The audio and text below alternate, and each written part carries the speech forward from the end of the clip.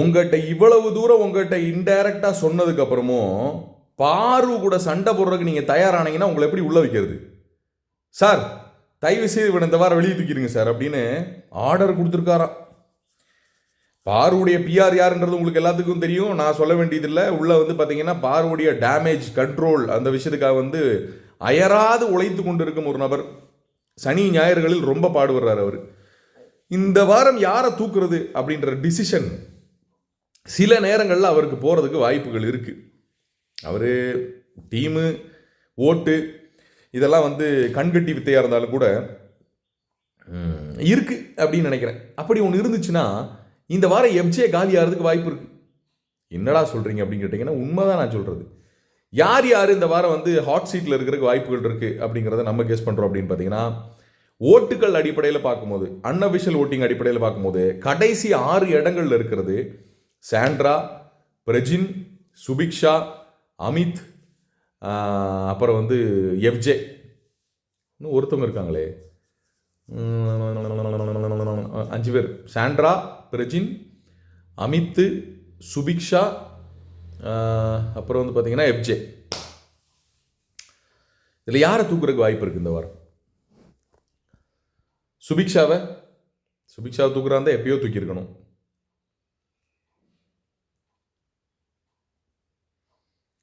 இப்போ எஃப்ஜே தூக்கிடுவாங்களா? வாய்ப்பு இருக்கு மக்களே, வாய்ப்பு இருக்கு. எஃப்ஜே வந்து உள்ளுக்குள்ள சண்டை போடுறதை தவிர ரொம்ப கிரியேட்டிவாக பல விஷயங்களை யோசிச்சிருக்கேன் அப்படின்னு அவரே நினச்சிக்கிறாரு. பட் ஆனால் நமக்கு ஒருபோதும் அப்படி தோணுனதில்லை. சில இடங்களில் வந்து முதல்ல இவர் ஜிப்பு அப்படின்ட்டு இருக்கும்போது என்னடா துப்பிக்கிட்டே இருக்கான்னு தோணுச்சு. கொஞ்ச நாள் சுபிக்ஷா அதை பண்ணிட்டு இருக்கும்போது என்னடா இந்த பொண்ணு க்ளீன் பண்ணிக்கிட்டே துப்பிக்கிட்டே இருக்குன்னு தோணுச்சு. சரிடா பீட் பாக்ஸிங் புரியுதுடா, பட் ஆனால் அது ஒரு லெவலுக்கு மேலே வந்து வேணாண்டா அப்படின்னு சொல்லலான்றது அவர் அதை நிப்பாட்டி தூங்க ஆரம்பிச்சிட்டார். இந்த தூங்குஞ்சியை அடிச்சும் பார்த்தாச்சு அவுத்தும் பார்த்தாச்சு, என்னதான் பண்ணுறது அப்படின்னு பிக் பாஸும் வந்து டென்ஷன் ஆகிட்டார். ஏன்னா திருப்பியும் தூங்கிட்டு தான் இருக்குது, இந்த வாரம் தூங்கிட்டு தான் இருக்குது.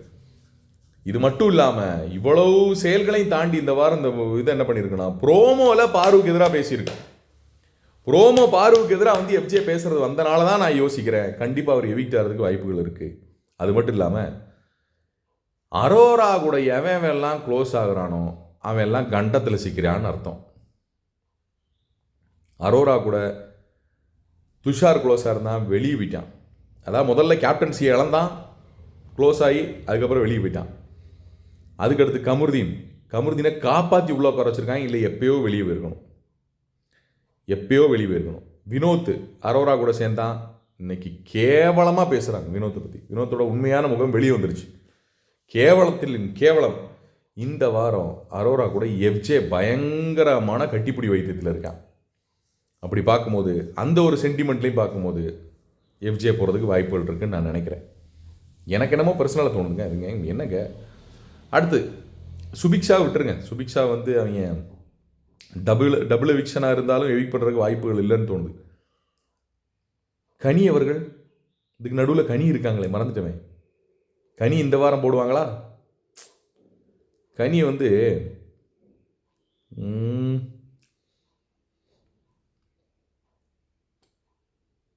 பிரஜின் ஆட்டத்துக்குள்ளே வந்துட்டார்.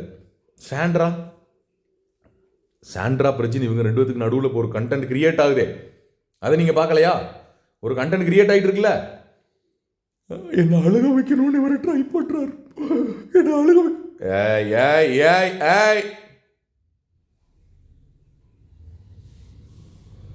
சரி, அது ஒரு சைடு ஓடட்டும். அமித் அங்கிள் என்ன பண்றீங்க? அமித் அங்கிள் என்ன பண்றீங்க? நீங்களும் பாரு கூட ஓவரா பேசுறீங்கன்னு தெரியுது.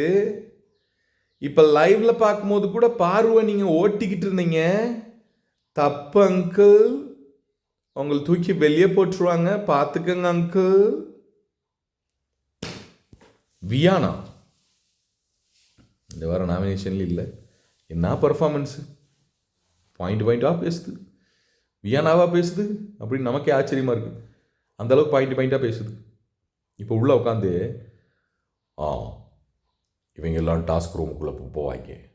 அப்போ நம்ம அவங்கள மூடிட்டு நேற்று எப்படி விக்ரம் நம்மளை வந்து அடைச்சி வச்சுட்டு வந்து எடுத்தாங்களோ அதே மாதிரி நம்மளும் எடுத்துடலாம். ம் ஆ அப்படின்னு அந்த டீம் பிளான் பண்ணிகிட்டு இருக்கு. பெருசாக பிளான் பண்ணி இவங்க முடிக்க ஆப்போசிட்டில் உட்காந்து திவ்யா சொல்லிக்கிட்டு இருக்கு, இதை தான் இப்போ பிளான் பண்ணிகிட்டு இருப்பாங்க, இப்படி தான் அவங்க பண்ண போகிறாங்க. அந்த ரூமை விட்டு வெளியே அவங்க ஏதாவது ஓடி வந்தாங்கன்னா யாராவது தட்டிச்சு பிடிச்சி அவங்க பின்னாடியே ஓடி வந்து நம்ம பார்த்துறோம், அவங்களை விடக்கூடாது. என்னடா இவ்வளோ தூரம் பிளான் போட்டிங்களேடா. நேற்று நைட்டு ஒரு பிளான் போட்டாங்க, சாண்ட்ராலாம் செம்ம காண்டில் இருக்காங்க. ஏன் அப்படின்னா இவங்க பிளான் போடுறதோடு விட்டுட்டு போய் தூங்கிடுறாங்களே, காண்டாகுதே போய் தூங்கிடுறாங்களே.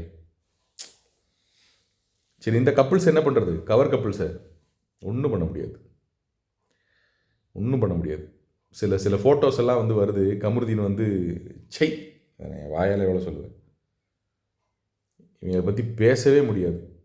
கேவலத்திலும் கேவலம், அருகேவலம், அக்கேவலம், கேவலத்திலெல்லாம் கேவலம் அப்படிங்கிற மாதிரி 2 டிக்கெட்டை உள்ளே விட்டுட்டு 2க்கும் என்ன பிரச்சனைன்றது இங்கே ஊரில் இருக்க எல்லாத்துக்கும் தெரியும். அதை சோஷியல் மீடியாவில் பேச முடியாது. அதான் நேற்றே லைவில் சொன்னேன், அவங்க 2 அந்த வீட்டை விட்டு ரிலீஸ் ஆனதும் ஒரு வாரத்துக்கு அவங்க எங்கே இருக்காங்கலாம் அந்த பக்கம் யாரும் போயிடாதீங்க, மனுஷங்களாக யாரும் போயிடாதீங்க தயவுசெய்து, உங்களுக்கு தர்ம சங்கடமாயிரும். சரியா? ஒரு வாரத்துக்கு அப்புறம் அவங்களே சரியாயிருவாங்க. ஒரு வாரம் சரியாயிருவாங்க. காதலுங்க, என்ன பண்ணுறது, காதல். ரியா இருக்குல்ல, ரியா அரோராவோட ஃப்ரெண்டு, பார்வதியும் நீங்கள் பார்வதியும் வெளியே போன்னு சொல்கிறீங்க, அரோராவையும் வெளியே போன்னு சொல்கிறீங்க, ஆனால் யாருமே கமருதீனை வெளியே போன்னு சொல்கிறது இல்லையே. ஏமா சொல்லலை? முதல் வாரத்துலேருந்து வெளியே போன்னு தான் சொல்லிகிட்டு இருக்கோம். வெளியே போன்னு சொன்னால் வெளியே போயிடுவானா? கமருதீனை ஹேட்டே வரலையா? நீ அப்படி நினச்சிக்கிட்டு இருக்கம்மா, நீ அப்படி நினச்சிக்கிட்டு இருக்க. அரோரா கேமையும் பார்வதி கேமையும் நியாயப்படுத்தின இந்த 3ஐயும் ஒன்றா வெளியே அனுப்புறதுக்கு ஏதாவது ஒரு தீபாவளி ஆஃபர் ஏதாவது இருக்கான்னு கேட்டு சொல்கிறியாம்மா? உனக்கும் வேணாம், எங்களுக்கு வேணாம், இந்த 3 டிக்கெட்டையும் ஒன்றா வெளியே அனுப்பிச்சிருங்க. ஏதாவது தீபாவளி ஆஃபர், ஒன்று வாங்கினா இன்னொன்று இலவசம் அப்படின்னு ஏதாவது ஆப்ஷன் இருந்தால் கேட்டு சொல்லுமா, கொஞ்சம் சந்தோஷப்படுவோம்.